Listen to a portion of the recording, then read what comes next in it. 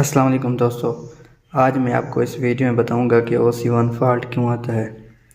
OC1 fault आने की 3 बड़ी वजूहात हैं।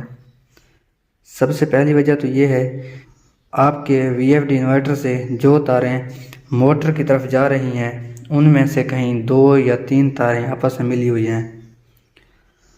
आपने चेक इस तरह से करना है, सबसे पहले जो इन्वर्टर के ऊपर ये टापा होता है इसको उतार लेना है और UVW इन पॉइंट्स से आपने चेक करना है कि कहीं से आपकी 2 तारें मिली हुई तो नहीं है। अगर VFD में तारें ठीक लगी हुई हैं तो फिर आपने मोटर की तरफ चेक करना है, इधर भी 2 तारें आपस में मिली हुई हो सकती हैं। अगर इधर भी ठीक हैं तो फिर हो सकता है कि आपकी मोटर जल गई हो, मोटर की वाइंडिंग शॉर्ट हो गई हो। अगर आपने मोटर भी चेक कर ली, तारें भी चेक कर ली, तो फिर P011 में जो एक्सेलरेशन टाइम होता है अगर वो भी कम हो तो फिर भी OC1 फॉल्ट आ सकता है।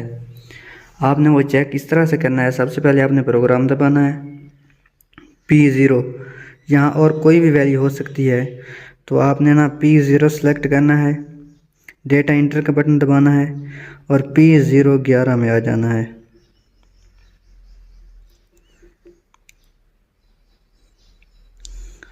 इधर मेरी VFD पे 15 है, यानी कि ये बिल्कुल ठीक है।